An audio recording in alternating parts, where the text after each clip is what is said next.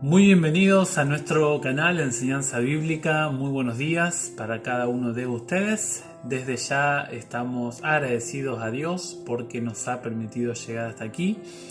Y en el día de hoy nos toca leer el proverbio número 16. Vamos a orar y vamos a sacar algunas lecciones de este capítulo que es muy, pero muy importante en el libro de Proverbios.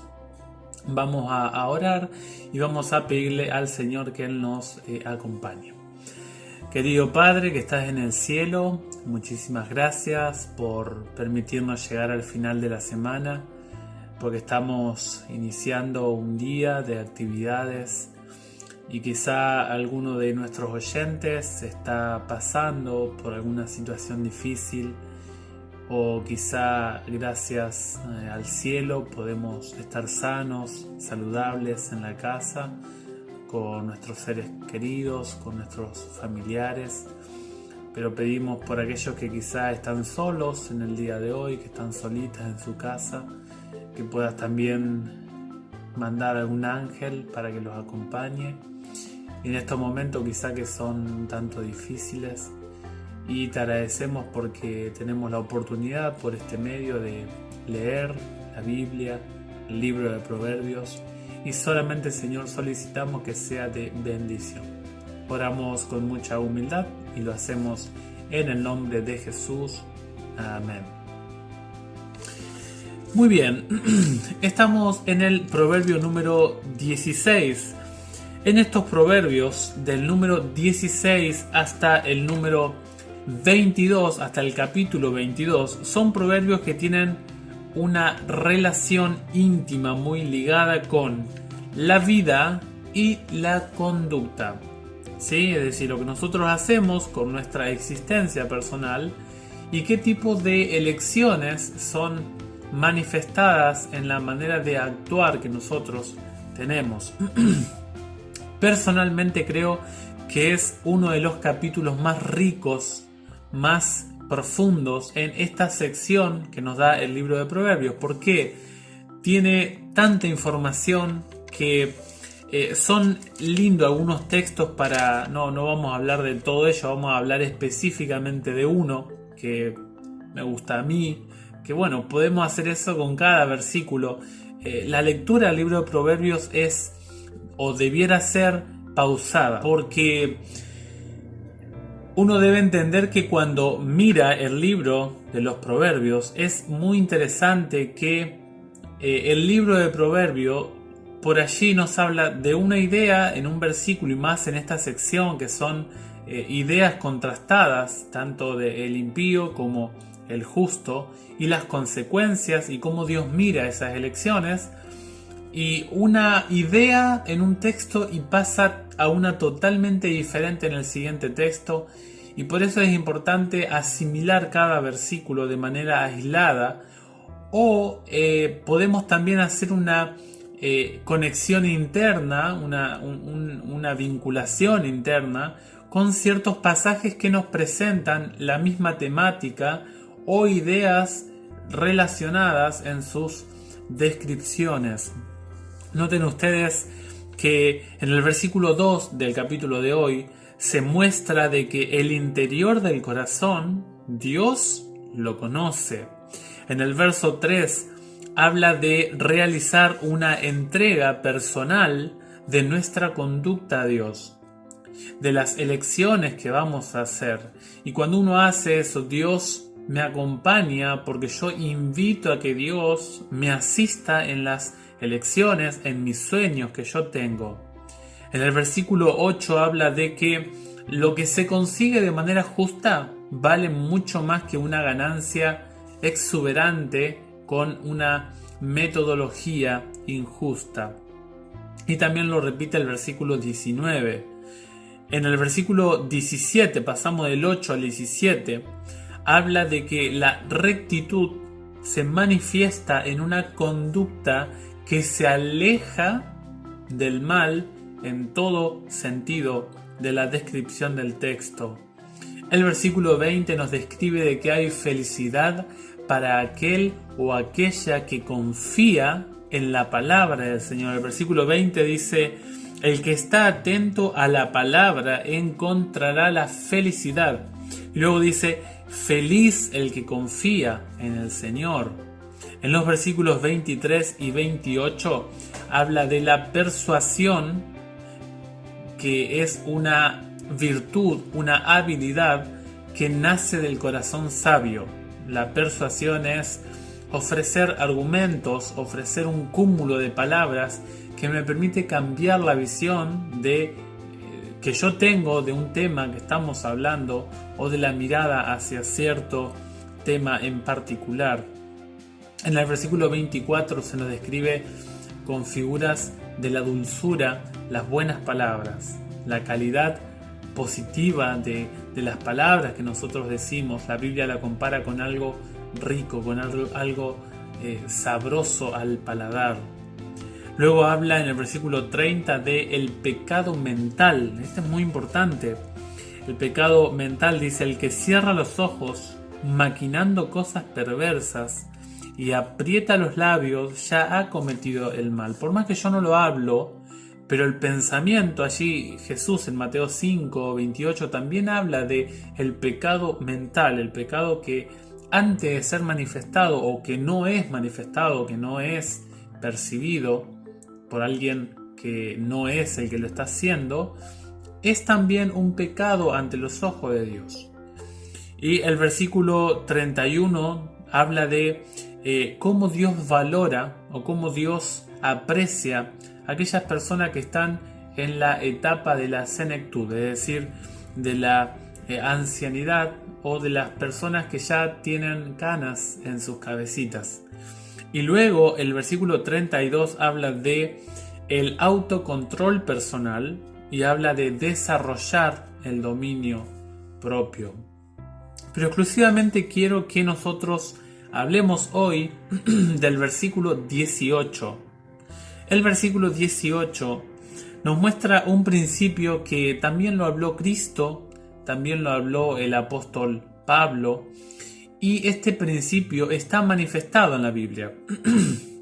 Noten ustedes que el versículo 18 dice: antes de la catástrofe está el orgullo, y antes de la caída el espíritu altanero. Son maneras de escritura que tiene la Biblia: una comparación, una repetición y una ampliación. Es decir, son una descripción paralela, el paralelismo hebreo como se lo conoce, repite la segunda idea solo que de manera diferente, y nos da una vislumbre más clara al respecto. La palabra allí, antes de la catástrofe, se puede traducir la palabra sheber como fractura o ruina, algo que se quiebra, algo que se fractura. Y podría traducirse como una caída, ¿sí?, como una herida, una rotura, o algo o alguien, una cosa o una persona que se encuentra en un estado ruin. En la primera parte, la primera frase, se encuentra la palabra orgullo, ¿sí?, que es gaón. Esto es muy importante porque vamos a ver un ejemplo de una criatura que tomó la postura de esta palabra. Dice arrogancia o majestad. Alguien que desea un alto cargo o que desea un homenaje o un honor hacia sus cualidades personales. Alguien que aspira a una postura alta, encumbrada. Alguien que busca el ornamento, o sea, la vestimenta, la grandeza. Alguien que busca la autoridad o el poder. Dice, antes de la caída viene la arrogancia o la majestad. Es decir, la caída es una consecuencia de el concepto que tengo de mí mismo, o lo que espero que otros me entreguen para mi persona, según las cualidades que yo tengo. Puede traducirse esta palabra, orgullo, gaón, como arrogancia gloria de su vestido. Noten ustedes que por la vestimenta, por mi apariencia, nace la catástrofe. Puede traducirse como magnificencia o también como soberbia. En la segunda parte del texto dice: antes de la caída, el espíritu altanero. La caída es la consecuencia. Puede significar esta palabra, kishalon, puede ser como un trastabilleo, es decir, alguien que da un tropezón. No sé si se usa esa palabra en otros lugares. O también puede significar un estado, como era la palabra shever, catástrofe, algo que está o alguien que está en un estado ruinoso, en un estado ruin. La palabra altanero, dice espíritu altanero, antes de la caída el espíritu altanero. Podríamos hablar primeramente de espíritu. Significa la palabra ruach, es una palabra muy, muy conocida en la Biblia, que es ánimo, ímpetu en este contexto, ¿verdad? En otro contexto significa otro significado la palabra. En este contexto de proverbio es el ánimo de alguien, el ímpetu, o sea, la fortaleza, el impulso con que yo vengo, la ira o también tempestuoso. Es decir, la manera de actuar altanera, ¿sí?, me lleva a la caída, al trastabilleo, como decíamos en la palabra kishalon. La palabra altanero, gobaj, es alguien que pasa por un estado de euforia, de grandeza o de arrogancia. Y puede traducirse esta palabra altanero como alteza. Noten ustedes que está relacionado con un poder superior a nivel de la realeza, es decir, algún cargo de dominio geográfico, político, social. También puede traducirse como altivez, altura o enaltecer. Enaltecer. Entonces, ¿qué nos está diciendo el texto? El texto nos está diciendo que la persona que tiene estos niveles de concepto personal o que tiene esta manera de conducirse en su vida personal, esta persona lo que está promoviendo es un estado de antesala a la caída de su propia vida. La existencia nuestra está en riesgo cuando tomamos esta postura que nos habla el sabio Salomón. Y saben que Cristo lo habló también. Y justamente aquí estaba hablándole a los fariseos, allí en Mateo 23. En este texto habla de, exclusivamente le está hablando a los fariseos que se sentaban en las primeras filas, que se sentaban en la cátedra de Moisés, ¿no? y tomaban una postura arrogante. Jesús nos enseña un principio muy importante. Dice, el versículo 11, el más grande entre ustedes será el que los sirva, porque el que se ensalza será humillado, y el que se humilla será ensalzado. O también en Lucas 14:11 se repite esta enseñanza de Cristo Jesús. Este texto nos habla de la raíz del orgullo, o sea, donde surge el nacimiento del concepto que hablábamos anteriormente, unos días atrás, en Proverbios 11 hablábamos del orgullo. Es la raíz, es donde surge la estima excesiva hacia uno mismo. Este texto nos muestra el deseo de autoensalzarme en comparación con el otro, ante los demás. Y finalmente, esta actitud de soberbia, de ensalzamiento, es una actitud que es una barrera infranqueable, o sea que no podemos ingresar o que nos obstaculiza al ingreso del reino de los cielos. Esta actitud lo vemos manifestado en la persona o el ser de Lucifer. Lucifer fue un ángel, y esto es muy lindo porque la Biblia nos cuenta acerca del origen del mal. La Biblia nos cuenta que Jesús, dice la Biblia, que es el creador, creó a este ser magnífico, pero empezó a tener estos deseos que describe el sabio Salomón. Dice Cristo Jesús: el que se ensalza será humillado. Es decir, la raíz del orgullo, de la autoproclamación superior del otro. ¿Se acuerdan ustedes que allí en la primera parte el orgullo, Gaón, significaba arrogancia o majestad por el vestido, por las cualidades visibles que uno tiene? Y es interesante que este ser, dice Isaías 14, que ascenderé y seré igual, dice, ascenderé sobre las estrellas y seré semejante al Altísimo. Y la Biblia dice: te arrojarán a la tierra. Y Ezequiel 28 dice que será destruido, será humillado por su arrogancia. Pero vemos el caso contrario.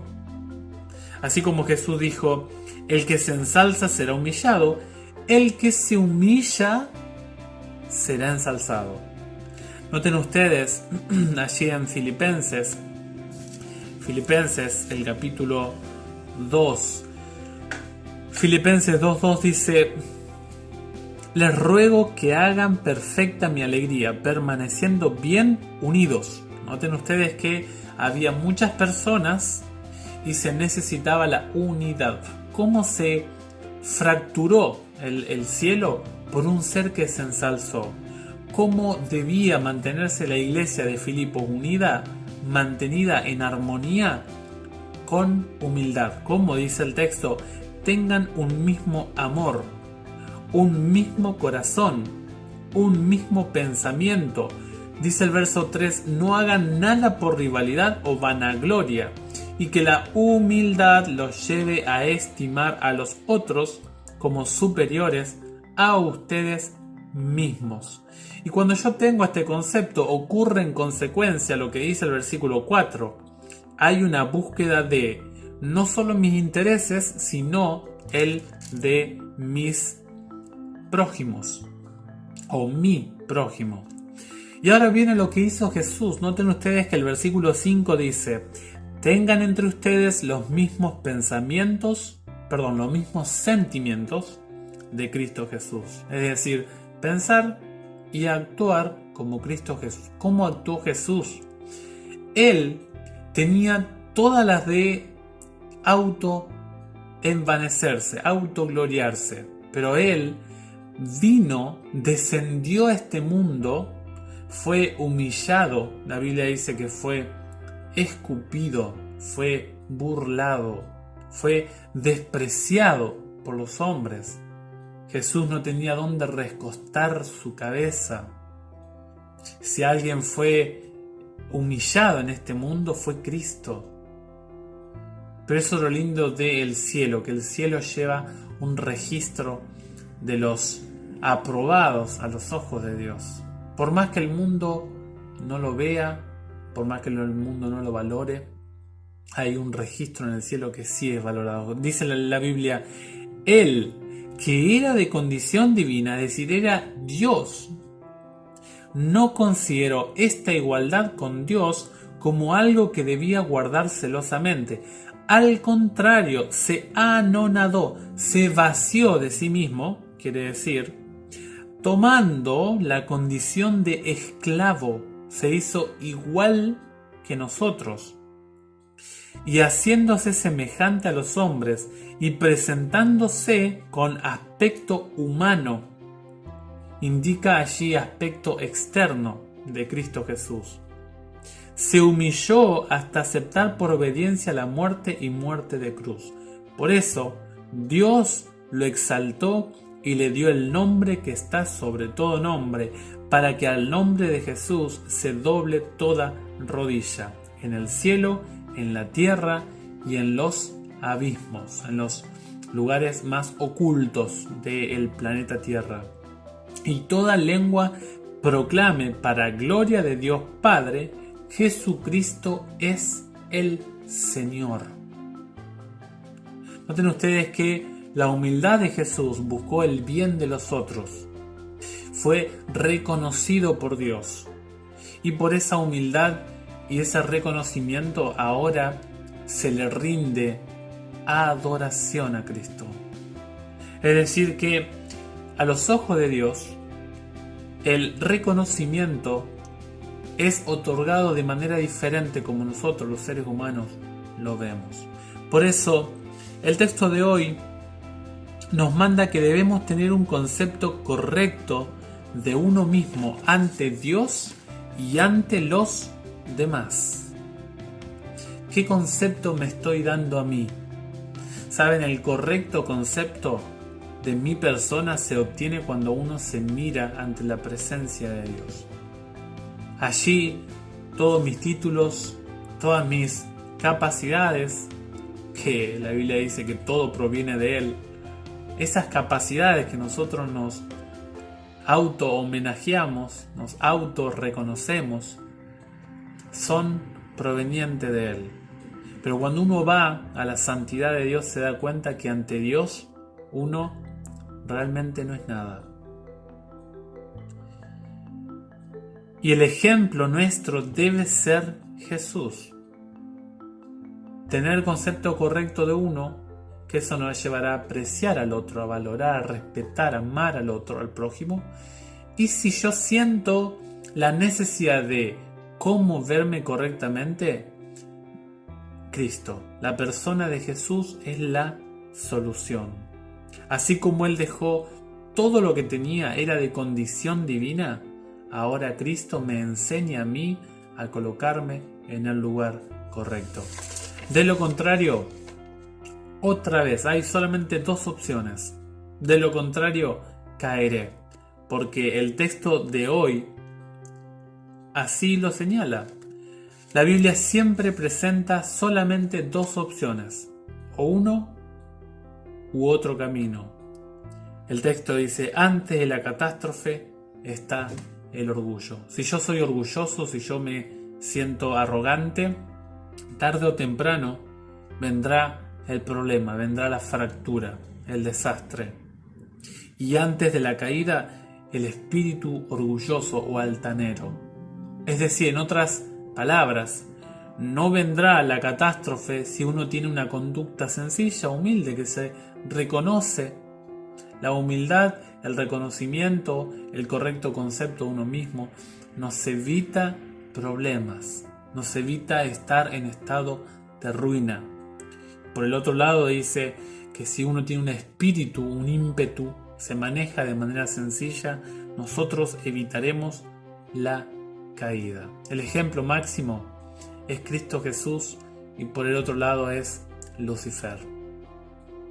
Que Dios nos bendiga, que Dios nos ayude en este día a tener un correcto concepto de nosotros para que podamos evitar la caída de nuestra existencia. Yo deseo de corazón que Dios les bendiga, que Dios les acompañe el día de hoy y nos vemos mañana si Dios quiere. Por favor, si tienen algún pedido, mándenlo, comenten en los comentarios allí abajo que seguimos orando. Fuerte abrazo y nos vemos en la próxima.